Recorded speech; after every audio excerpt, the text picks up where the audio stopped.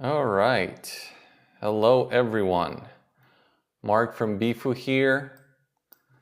Hope everyone is doing well today.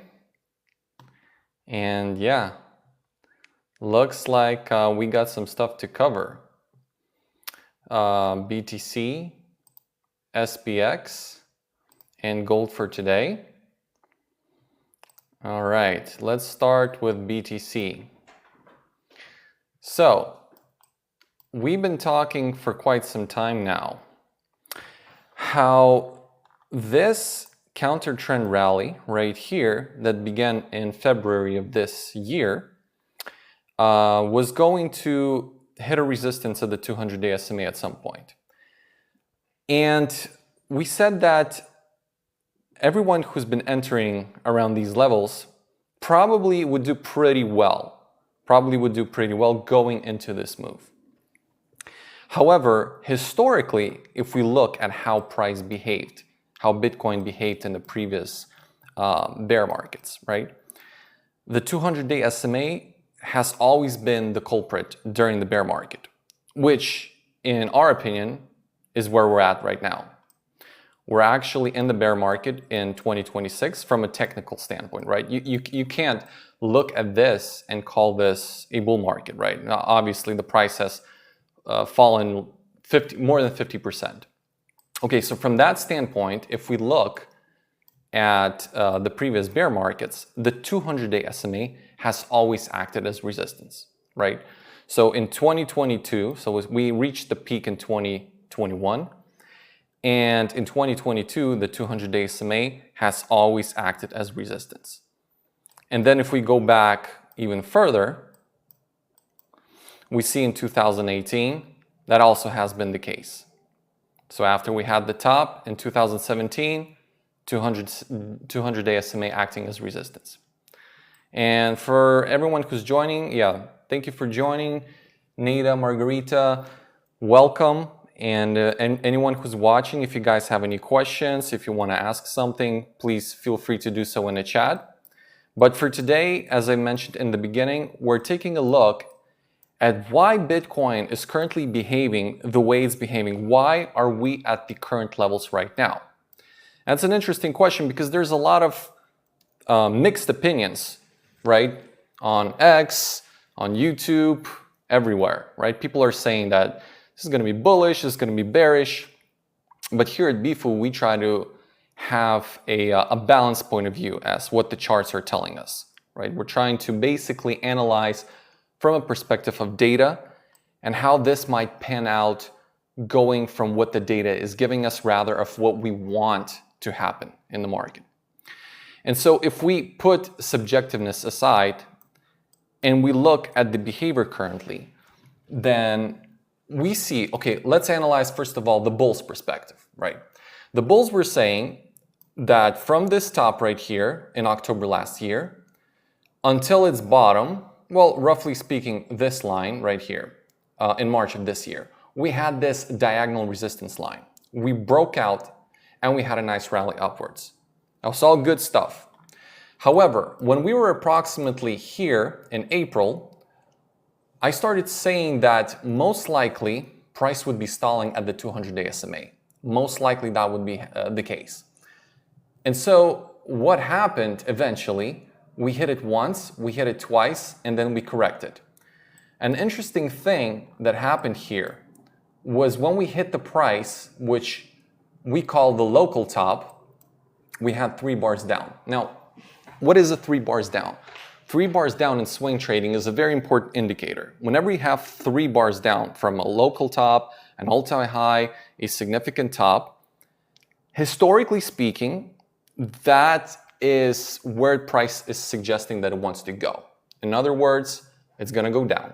And that's what we're seeing here, right? It went down and price, even though it had a small bounce right here, it still was not able to reclaim those levels. And we ended up losing levels one after another. So what level did we lose first? We lost the 78K level. We lost the 75K level. And we said if those two things would happen, if we would lose the 78 and the 75K levels, there would be a high probability that we're going to go and test the 50% level. What is the 50% level in this case? A 50% level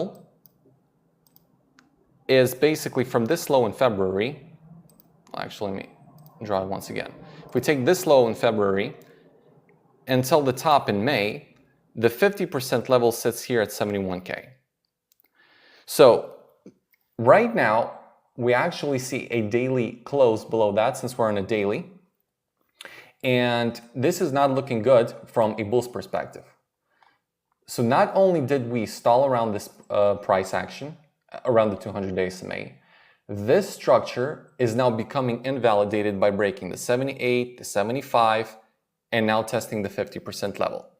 We're going to have to wait and see, of course, how the day will close, but we are breaking structure for this move, guys. This is increasing the probabilities of a downside. So for anyone who's watching, feel free to ask your questions if everything is clear so far. Perhaps you have some questions that you would like to ask about this particular analysis that we've done so far on Bitcoin. I'm more than welcome to answer that. Perhaps you want to have a look at other time frames or charts. Yeah, feel free to put your questions down below in the chat. Okay, now let's go further. So the structure of this counter trend rally, and the reason I call it a counter trend, because since the all-time high, all we were doing is falling and correcting, falling and correcting. And now again, we fell and corrected. And so this essentially counter trend rally, this structure is breaking. We're having closes below previous higher lows and higher highs.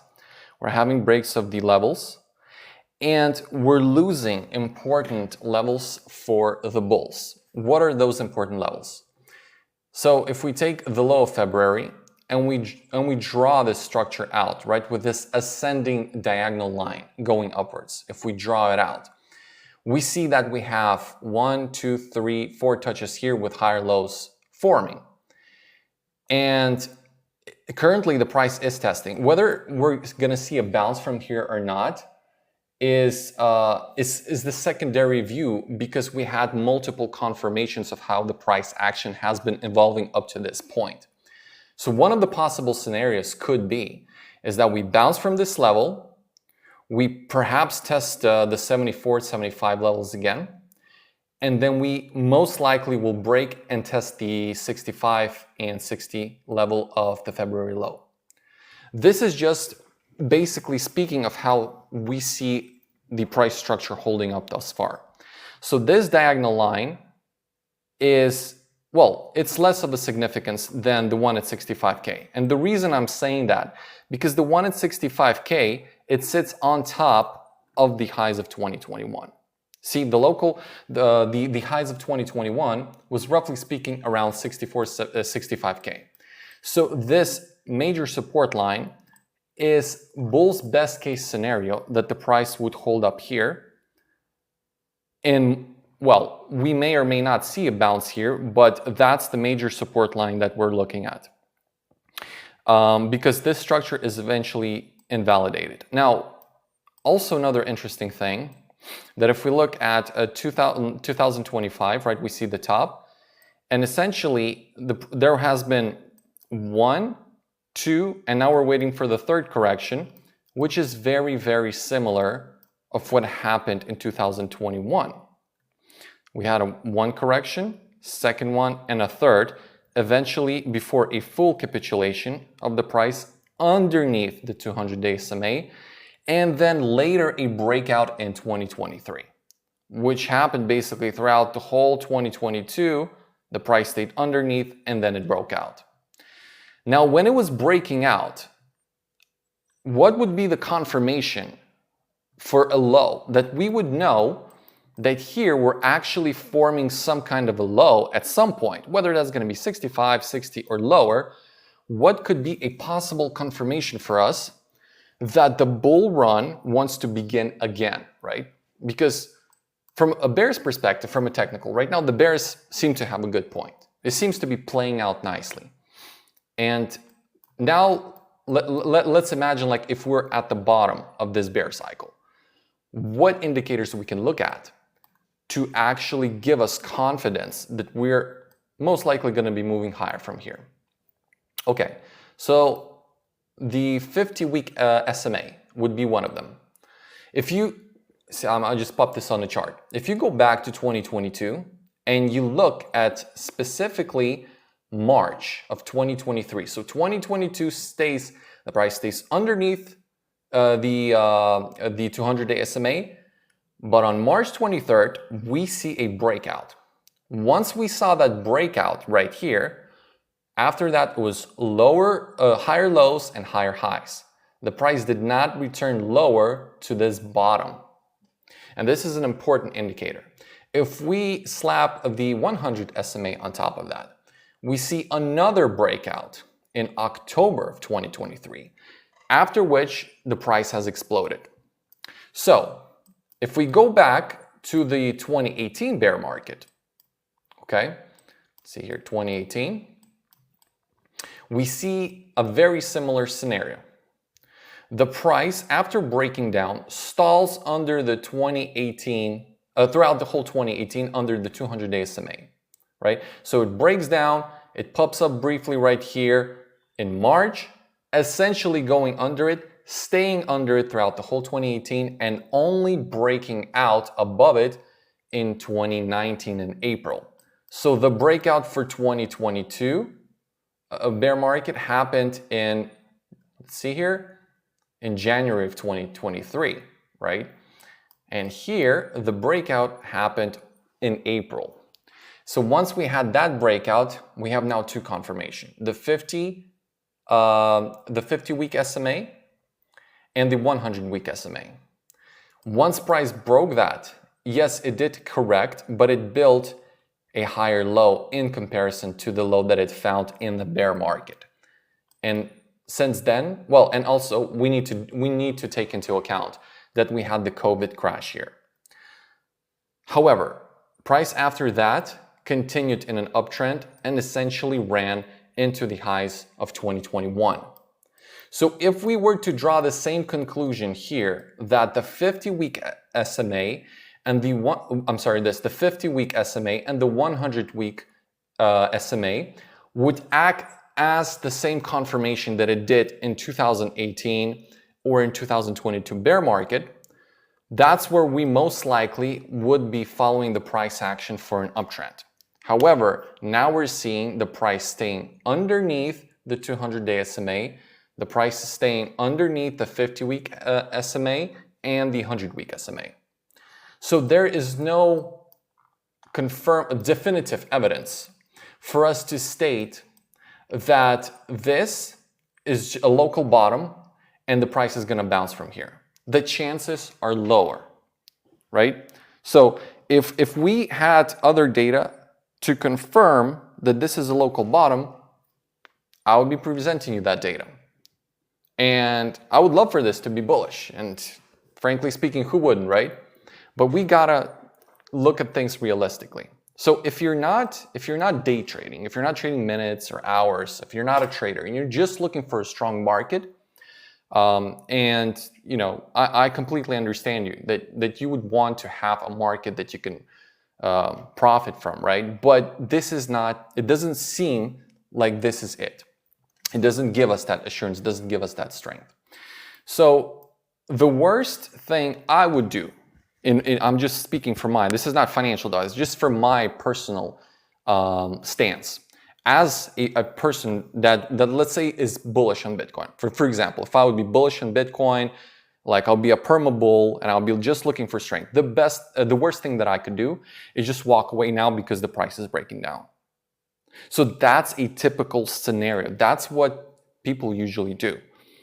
They see a breakdown of price, they get bored, they get discouraged, and they just walk away.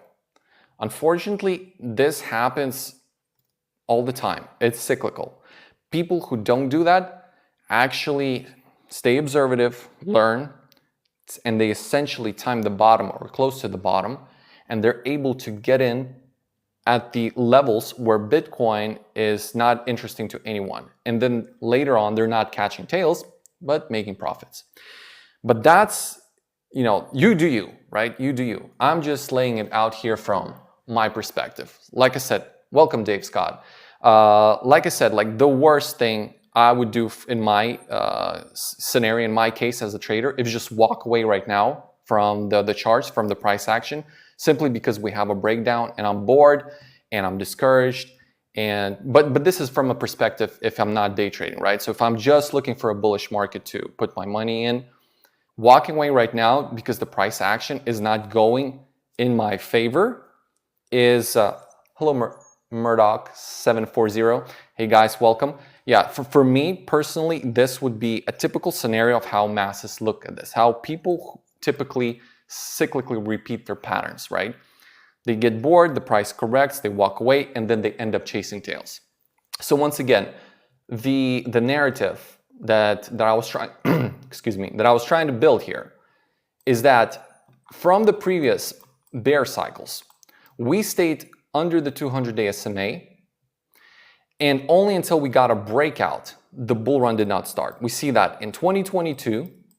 We also see the same picture in 2018. Yes, we had a pop here, but essentially it crashed back down and it stayed under it until its breakout of April of 2019. So from a technical standpoint, if we just use this one analysis alone, this does not give us enough evidence that this is a local bottom and Bitcoin wants to jump from here. Plus, as I mentioned earlier in the stream, this counter trend rally that was building higher lows and higher highs, people who entered here definitely did pretty well, made some good money. But this counter trend rally essentially has been invalidated at multiple levels. First one is the 200-day SMA. It bounced from here. Also, from a swing trading perspective, we had the 3 bars down signal, 1, 2, 3, from a significant top. The reason I call this a significant top is because it has been building from the lows of February until early March. That is a significant time frame. So whenever you have 3 bars down from a local top, an all-time high, a significant top, price wants to reverse from there, even when you get bounces like this. There was a bounce, it hit the 200-day SMA again, and we were saying all along right here, if you go back and you watch our videos, all along right here, we were saying how price action would be struggling at the 200-day SMA, and it would want to reverse. And I'm not a perma bear, I'm not a perma bull, I'm just analyzing whatever I see in front of me. And so that's what the price did. And then we said if the price would lose the 78K level, if it would lose, then it would test the 75. If it loses the 75, it would test the 50% level. What is the 50% level in this case? We take the low of February to the high of May. Our 50% level, roughly speaking, sits at 71.5. We just had yesterday a daily close underneath it. Whenever you're using 50% levels, you're testing the strength and weakness of the market. Everything that's above 50% gives you more evidence that the market is strong, and there most likely is going to be a continuation to the upside. When the price is lower than the 50% level, the market shows weakness. And even if you go down here, you get a bounce, you might test the 38% level here, essentially the market breaks. You can go and back test it on the charts multiple times. Okay, so we lost the 78, the 75, we're now breaking the 50% level. Essentially, this counter trend rally becomes invalidated. And we most likely are going to see further downside from here, testing the 65, which is a major support level for the bulls that sits on top of the previous bull cycle of 2021. See, it sits perfectly on top of that. It's a pretty strong level, but it seems that price wants to test it, specifically of how it was breaking down going into this level. And then another support level that we have is the February low, which sits at 60. Now there's a high probability that both of those levels would be tested. If you're not a perma bull, you will not be most likely stuck in positions here. You would be adjusting accordingly, but it's totally up to you how you want to run this. Another thing that I wanted to show you is that we saw similar corrections in 2022. 1, 2, 3, and 4. So there have been, roughly speaking, 4 breakdowns until a full capitulation where people lost interest. So far, and also for the 2018, we had 1, 2, 3, and then, well, you can call this a 4th one with a 5th one, a complete capitulation. So right now, if you look at this, we only had from the all-time high, 1, 2, 3, 4. You could say that this is enough, right? Is enough max pain. But this does not invalidate the fact that this structure is breaking, and we're most likely going to test the 65 and 60. Okay, so if you have any questions, guys, regarding Bitcoin, if you want me to kind of like look at some other data regarding that, feel free to put it in the chat. I'm going to go ahead and look at SPX right now, real quick. And then, yeah, if you guys have any questions, I'll come back to BTC. So for SPX, we're looking at a weekly here. SPX, of course, is a different situation because structurally, it has been holding up for decades. Okay, so actually, let's put this on a logarithm. No, the logarithm is not good. Yeah, so let's put it this way. Let's not go that far and probably go to its low where this structure was broken down in 2020.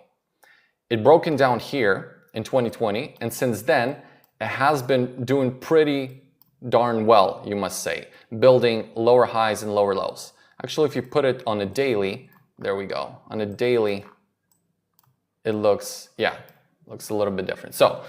So there we have it. 2020, we had another major correction here, and from that point, we've been building higher lows and higher highs. However, there are a couple of things that I wanted to note here. It has tested the 200-day SMA 1, 2, 3, and 4 times. In swing trading, whenever a particular level is tested 4 times, it usually breaks that level. Now, a couple of things to understand here is that we're looking now at a macro time frame. This is a pretty big time frame. From the low of October of 2022 until now, that's basically 4 years, right? And so it's important to note that these moves, the breakdowns or whatever, they occur much slower.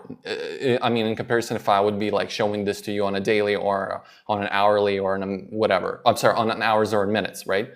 But this essentially shows weakness, that the price is growing, but we're nearing the all-time high territory. That's exactly where we're at right now. We're an all-time high. We look quite overextended. We've been up there for 9 consecutive weeks. Let's see here. 1, 2, 3, 4, 5, 6, 7, 8, 9, and now the printing green on the 10th week. So again, I like swing trading concepts because in my opinion, in my personal, I mean, there are a lot of good approaches out there, like you do you. And of course, this is not the only thing that works. But in my personal opinion, and by back testing it throughout like the history of how charts repeat, how price repeats, 4th touches to a similar level that I've shown you for the 200-day SMA, 1, 2, 3, 4, usually breaks the level at some point. 7 plus candles in a particular direction usually calls upon a reversal. So we have here 10. This is the 10th one. So if you're not trading like hours and minutes, right? I'm sorry, if you're trading hours and minutes, this might be not that of a relevance to you because this is more of a like long time frame, right? You're not going to be making money here daily.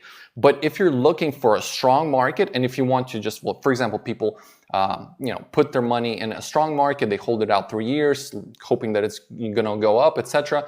So this is more of a risk than reward ratio because we had 4 touches on the 200-day SMA. We had 9. Now the 10th week is printing green.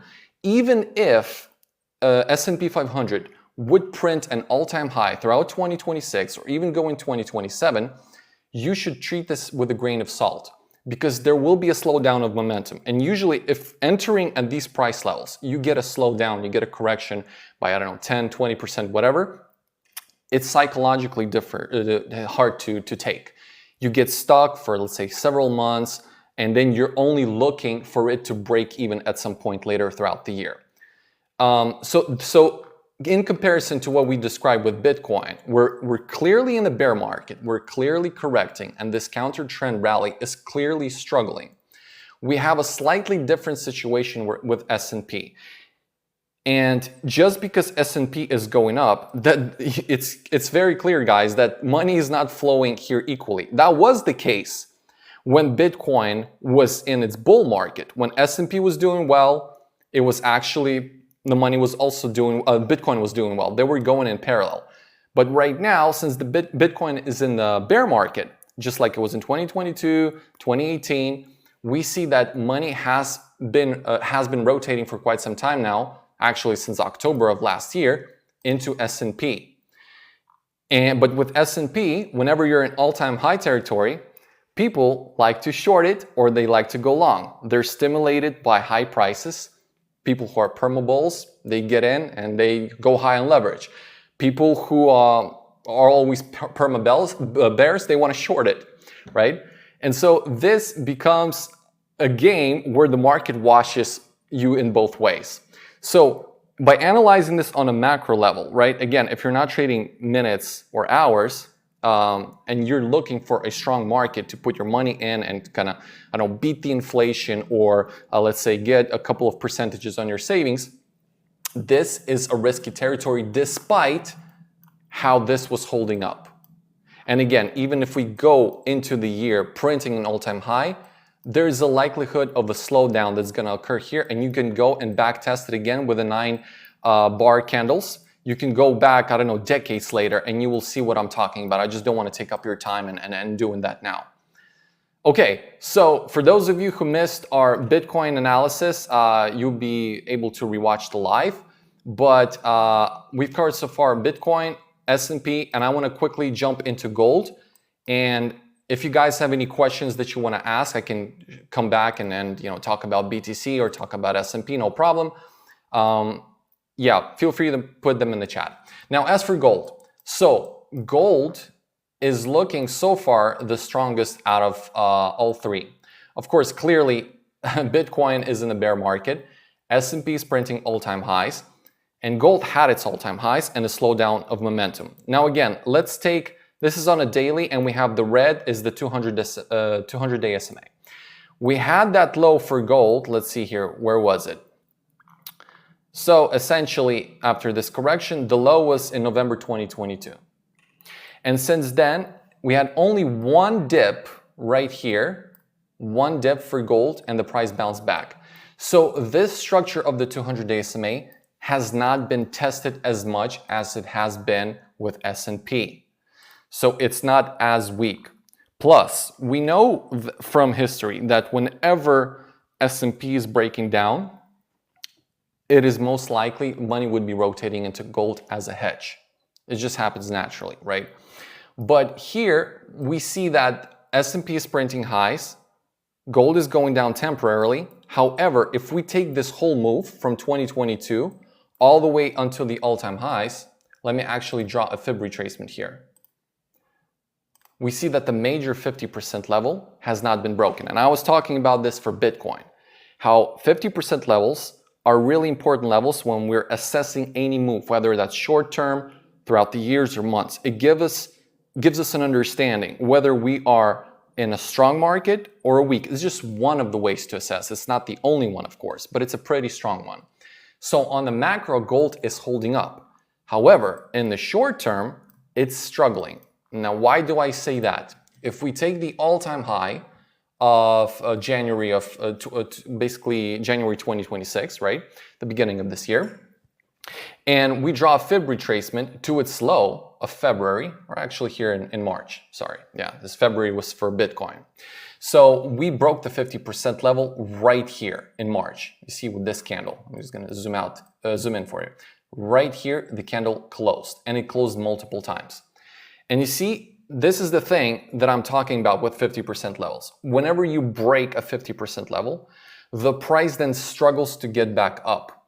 It had one touch, second touch, third, and still went below it. And now we're testing basically the 23% level right here, which is, funny enough, very close to the 200-day SMA that acts like support for gold. Gold has bounced from this level, which gives us more probabilities and more assurance than not that it wants to continue either chopping sideways or going higher from here. But also, another important thing is that we have this one at almost 4.4K. It sits on top of its, well, let's call it previous all-time high of October 2025. So we have three major support levels here of the Fib retracement, of this major support line, which is a pretty significant time frame from October 2025. And on top of that, we have the 200-day SMA, all three acting as support. What does this tell us? Well, I mean, what can we draw from this? And kind of like a takeaway, right, idea. If you follow this descending diagonal line, which is also acting as resistance for gold, it tells us that if we see a break here, that would be the first confirmation that gold has some fuel left in the tank and the rally is not over. If it breaks that, the first level that it's going to test is 4.67K right here. If we break that level and we close above this lower high right here, which is at 4.7, this gives us more assurance that we're going to test the 50%.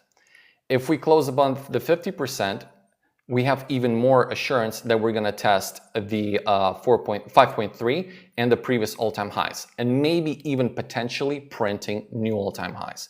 But again, from an emotional stance, you can say, why not enter now? It looks good. I mean, the prices are super, well, relatively low, and you can make a good buck here. I get it, but working off confirmations is better. I mean, like you can still profit, you can still make it in the middle, you can still make the profits. But when you get one confirmation after the other, after the third, after the fourth, yes, you're entering at higher prices and you will make less than if you were to enter here. That's understandable, just mathematically speaking. But essentially, you're working on more probabilities that there is a continuation and a strong uptrend, rather than just guessing that this is a good area just because that's how you want it to be. So instead of taking chances, it's better to work off confirmations. And similar confirmations, we were talking about the 50-week SMA. I just want to go back to that briefly here on the 100-week SMA. The similar confirmations that we were talking about, those for Bitcoin, we were saying that if we go to the 2022 bear market, we saw that once it broke the 200-day SMA, it then started printing higher lows and higher highs from that point. Two solid confirmations that came in afterwards was a break of the 50-week SMA here, and then another break, well, that happened on March 2023, and another break of the 100-week SMA on October 2023. Look at what happened to the price. Well, you could say for Bitcoin, it went ballistic, right?